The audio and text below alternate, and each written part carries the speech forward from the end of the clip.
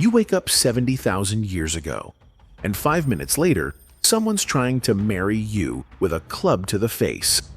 Welcome to the Stone Age, where breakfast is roots, lunch is your cousin's femur, and dinner might be you. Your skull isn't just your head. It's tomorrow's soup bowl. That rash on your leg? The village healer's about to drill a hole in your skull to fix it. You're not battling wild beasts. You're surviving tribal rituals that include wearing human skin, eating the dead, and redefining manhood with sharpened sticks. And the worst part? Everyone's smiling like it's totally normal. So if you think you could survive 24 hours in the Stone Age, you wouldn't even survive till lunchtime. Whacking your future wife in the skull was, for some cultures, a perfectly acceptable way to start a honeymoon.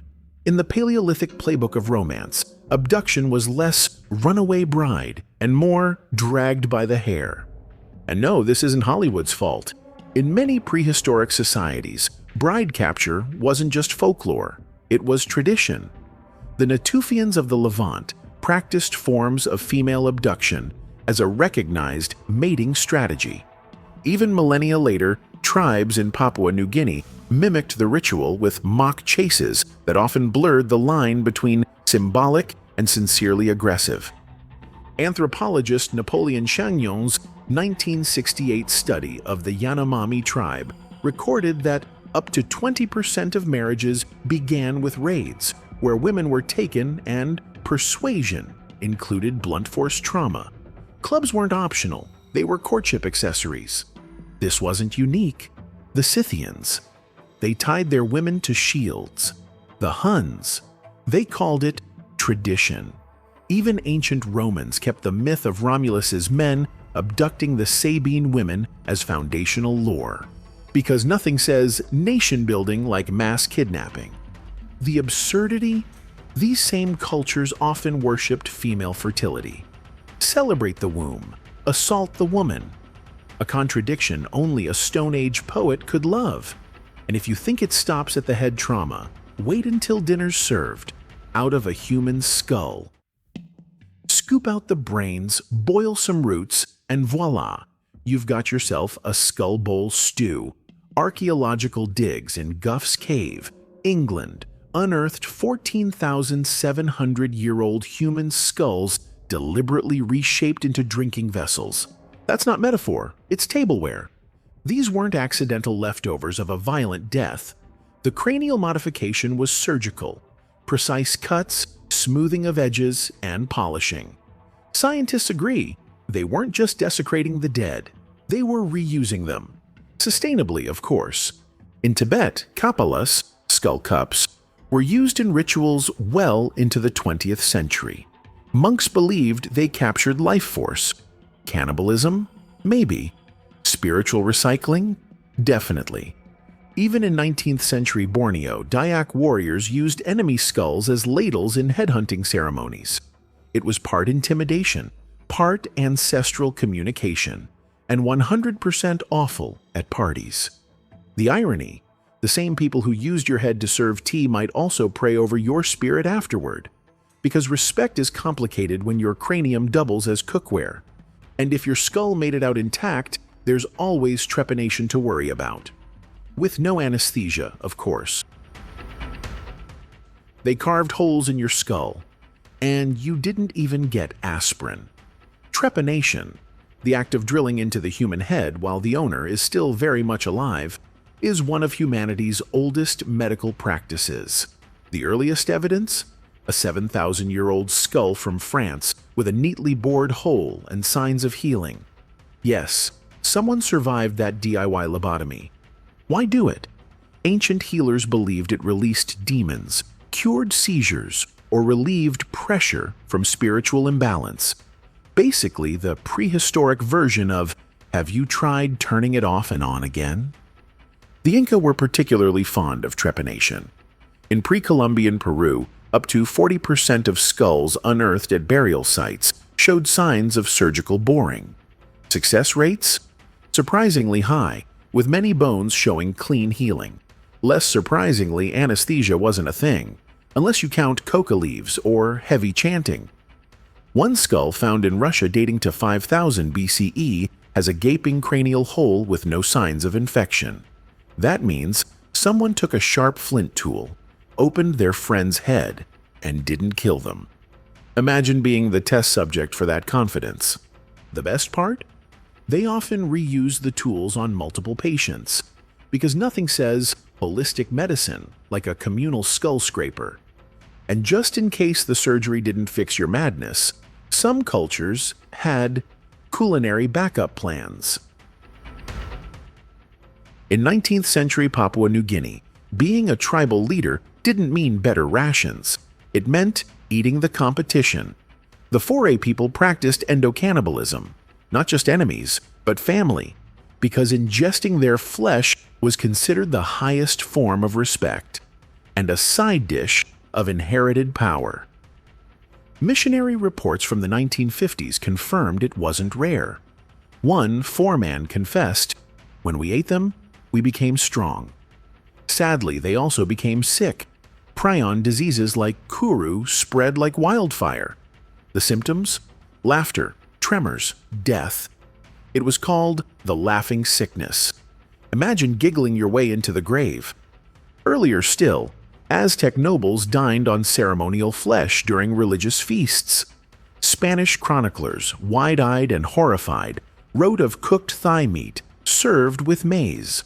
Montezuma himself is rumored to have had a literal taste for his enemies.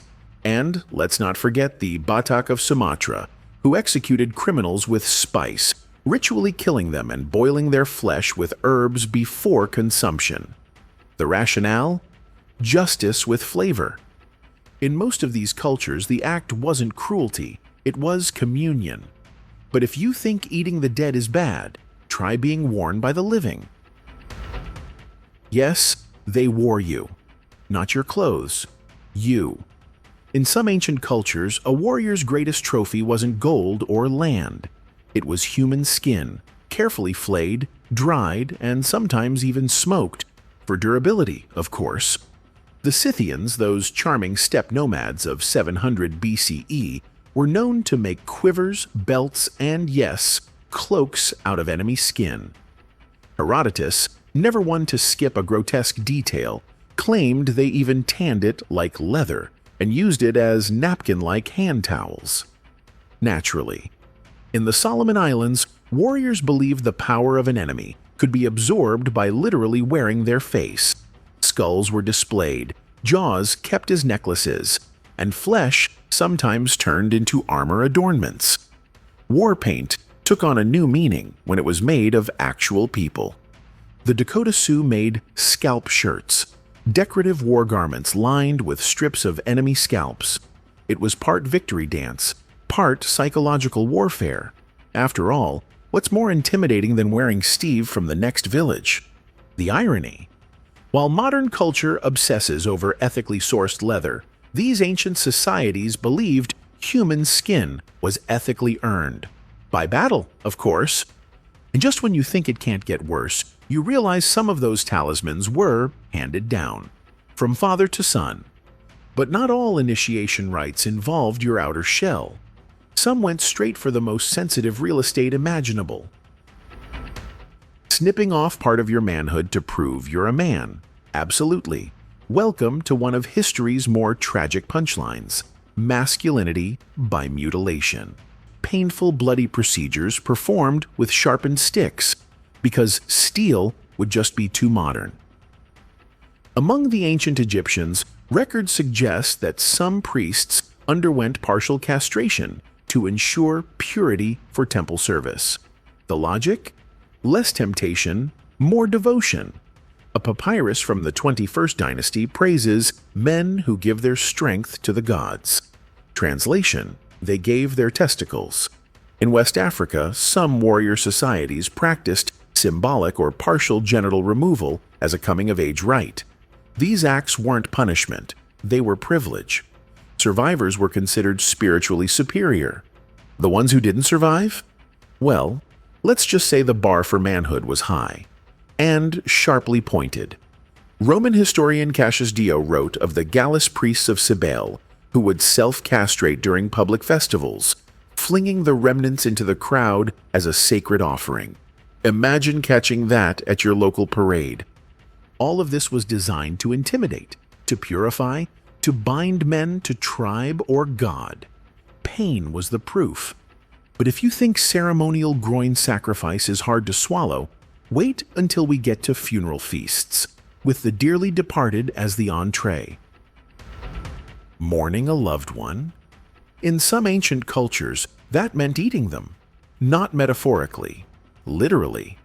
The Melanesian tribes of Papua New Guinea and the Amazonian Wari believed consuming the dead honored them.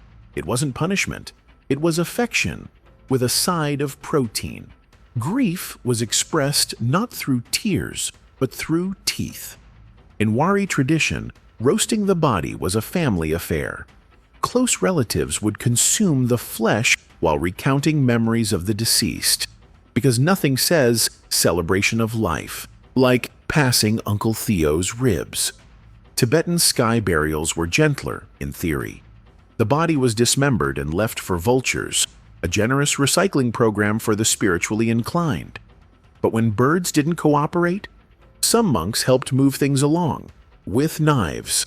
Even Herodotus, again that guy, wrote that the Indian Kaladiye tribe ate their fathers, describing it with the same shrugging horror you'd reserve for someone eating yogurt with a fork. The idea? By ingesting the dead, they lived on inside you. Spiritually, yes, but also in a slightly more chewy sense. Ironically, these cultures often forbade killing, but eating grandma once she was dead? That was love. And while the funeral menu included your relatives, it didn't exclude your own child, especially if grief came early. Buried in the customs of some prehistoric and tribal communities is one of the most disturbing grief rituals ever recorded: mothers consuming part of their stillborn children.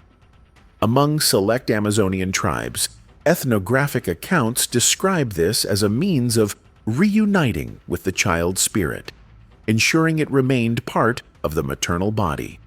The practice was rare, yes, but tragically real.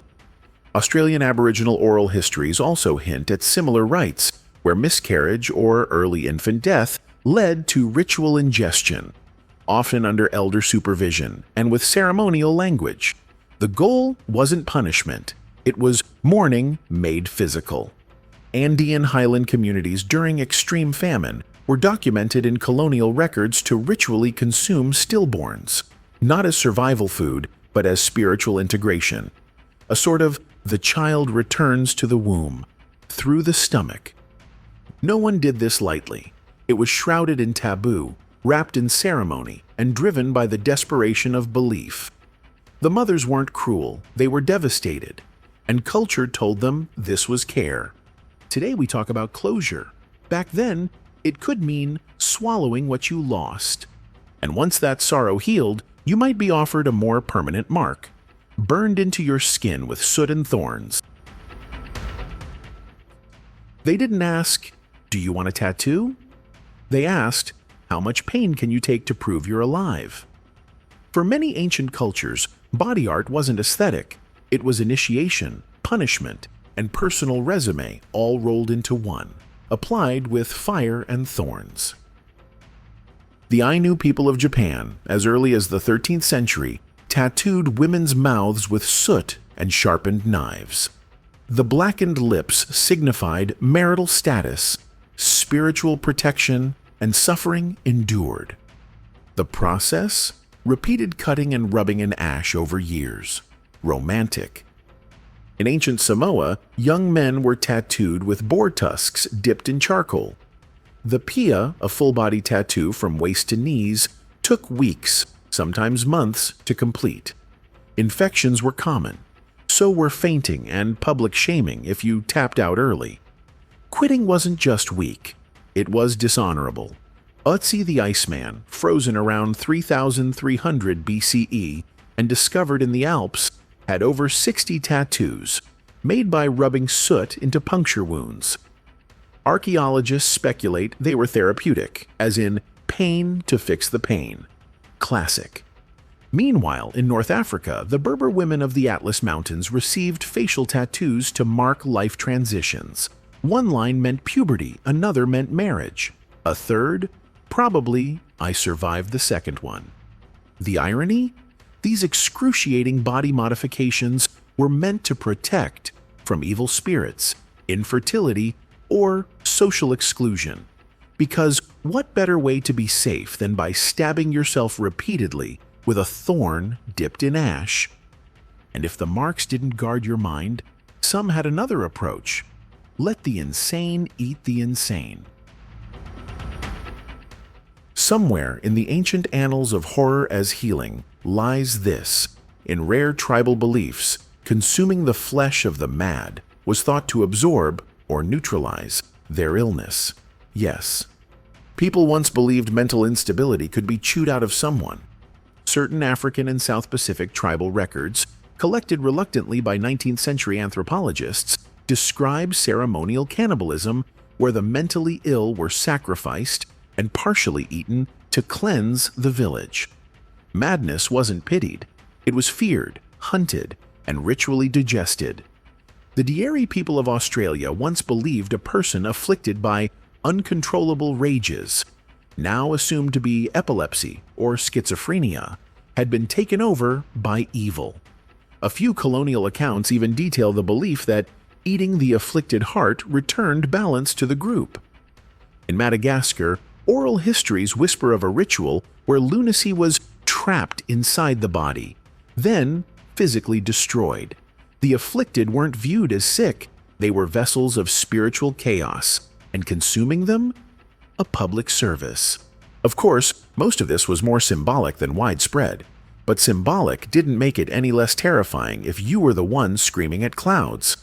Ironically, the very people thought to be cursed were seen as powerful enough to heal others by disappearing. And just like that, 24 hours in the Stone Age ends not with a bang, but a bite. So, still think you could tough it out in the Stone Age? You wouldn't last till lunch. Between the ceremonial flesh-eating trepanation trials and fashionable skin cloaks, humanity's early survival methods were a delightful buffet of pain, panic, and prehistoric logic. And yet many of these practices weren't seen as cruel. They were sacred, respected, even aspirational. Today we have padded walls and therapy apps. Back then, madness might get you eaten. Grief meant chewing your child and manhood. Hope you liked sharp sticks. History doesn't repeat, but it sure loves to echo. Loudly. Through bone. And congrats! You just woke up from that nightmare of mammoth steaks and ritual skull drilling. Turns out you drooled on your smart pillow, missed your 8 a.m. Zoom call, and your only real danger is stepping on Lego barefoot. Welcome back to the present, where our insanity comes with notifications and a coffee subscription.